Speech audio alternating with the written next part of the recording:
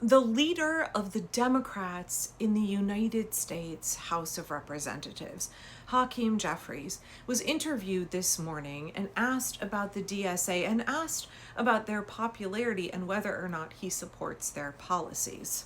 Now, as an APAC-loving corporate Democrat on the center right, Hakeem Jeffries' position here about the more progressive and left-wing portion of his party, because DSA do run as Democrats. They are part of the Democratic Party. They just aren't aligned with, who historically runs the Democratic Party. Jeffrey's answer shouldn't surprise you all that much, but there's one part of it I found particularly interesting and I want to talk about. So let's listen to what he had to say and then we'll come back. It sounds like you're saying ICE should be reformed, not abolished. So just to be very clear, would you bring a vote to actually abolish ICE to the House floor? Do you think that goes too far? What I've said is that we're committed to dramatically reforming ICE in a variety of different ways, consistent with what the American people want us to do. What? In other words, the mask should come off. Body cameras should come on. Judicial warrants should be required before ICE can storm into the homes of the American people, rip them out of their bed in the dead of night, and try to detain them without justification. We also need to make sure that ICE agents are actually subject to prosecution at the state and local level so that they can be held criminally accountable when they break the law. That's not what's happening right now. Nope, I realize I'm going to have to break this into two videos because actually there's two really important things that Jeffries is saying here. I'll talk about the second half in the next video, so please come back after this one because we're going to go on a tangent here for a second. So Jeffries is saying that he wants to do what the American people want and get reforms for ICE. He wants ICE to have body cameras and to turn them on and to actually use them. He and other Democrats supported spending more than $10 million of our hard-earned taxpayer money buying body cams for ICE that they don't turn on, they don't use, they're not going to use them. They're trying to hide and obfuscate. They're trying to deny the collection of evidence against them for the crimes that they're committing against American citizens and our immigrant neighbors. Yeah, there is overwhelming expectation from the American people that law enforcement should not hide behind a mask like chicken shit cowards. Do you know why there is that expectation? Because that's the fucking law. Law enforcement are public officials. They work for us. They are supposed to be public servants. They are funded by our taxpayer dollars, and there is zero expectation of privacy for public officials carrying out their public duties. It's wild how quickly and effectively Republicans have moved the needle so that people don't talk about the fact that it's illegal for ICE to be covering up their identity. They refuse to give you their name and their badge number. They refuse to identify themselves at all because they're trying to avoid accountability. The reason public officials have to identify themselves and are not allowed to obscure their identity is because they are accountable for their actions to the American people. We all know that these guys are trying to hide their identity so that they don't face justice in the time to come for the crimes that they're committing now. Likewise, starting in 2025, ICE agents began taking license plates off their vehicles, switching license plates so that the plate didn't match the vehicle that it was attached to.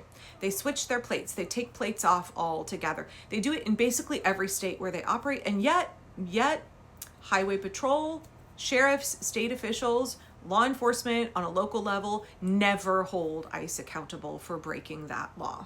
The fact that Jeffries goes on to say local law enforcement, state law enforcement should hold ICE agents accountable when they violate the law. They're not going to, because overwhelmingly law enforcement is collaborating with ICE, has contracts with ICE all over the country. They're not opposed to what ICE is doing. These guys are all the same, right? ICE are like the fail sons who couldn't get a job through legitimate law enforcement agencies, but it doesn't mean that these guys aren't aligned, that they don't have each other's backs. Go down to the Portland ICE facility on McAdam for one night. You don't even have to go on a night. You can go in the middle of the day and you will see law enforcement, local Portland police backing up ICE and allowing protesters, American citizens' rights to be violated. So it's totally meaningless to hear Hakeem Jeffries go on and on about this because, like, who's been charged in the murder of Renee Good? Who's been charged in the murder of Alex Preddy? Like, where, name one incident. There's one Customs and Border Patrol agent who's been charged in Minnesota, and that's only because, you guys, he fucking lied under oath in front of a judge. He lied in affidavits. But let's talk about how Jeffries thinks that ICE shouldn't be abolished at all.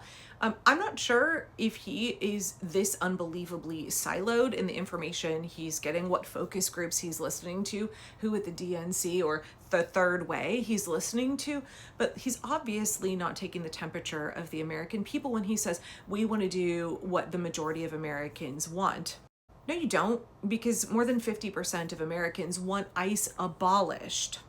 How much money was it that you took from Palantir, Minority Leader Jeffries? How many ties do you have to contractors who benefit from ICE's ethnic cleansing machine?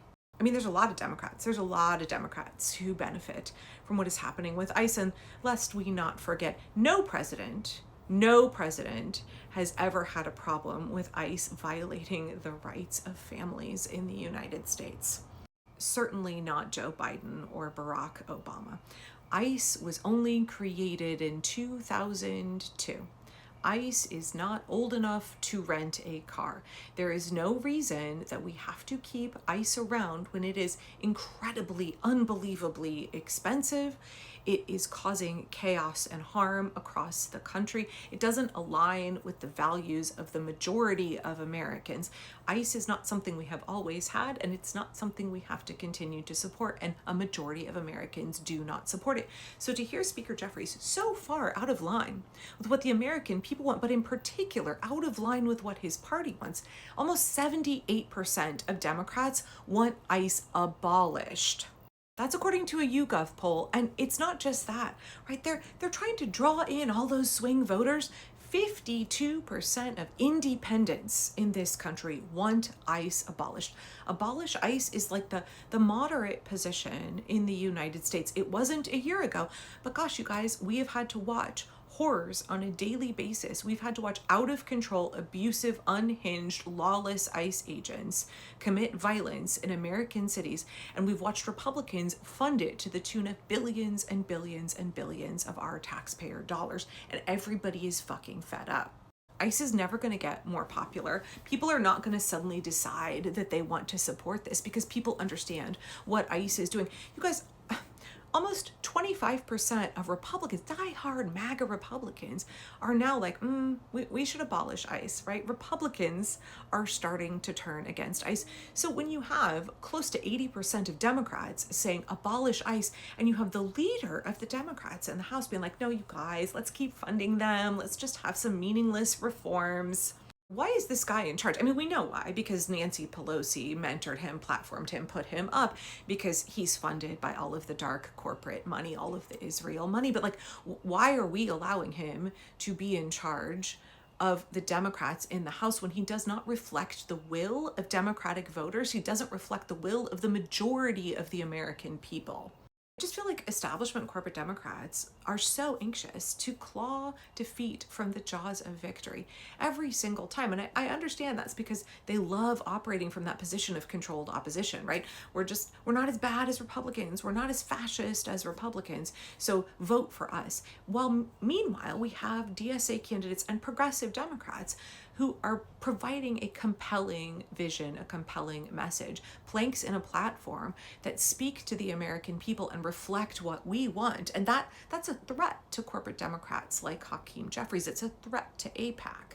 It's a threat to all of the businesses who get rich through all of this graft, through all of this ethnic cleansing, right? And so it's really clear from this interview, like Jeffries has no intention of supporting Democrats or the American people. He's supporting corporate interest and foreign interest and self-interest. On one level, that's so frustrating because he's currently in a position of leadership. But I think it really says that his days in leadership are numbered because we are seeing this groundswell of more progressive candidates who actually want to represent the people. And when we vote them all in, they will get sufficient numbers to change who the leadership is in the party. And so I think that means that really good changes are on the horizon. Good things are coming, but they're not going to come from corporate Democrats. Okay, come back for part 2 because it's the second part of what Jeffrey said in this interview that I think is particularly fascinating. Tone deaf, clueless, but fascinating.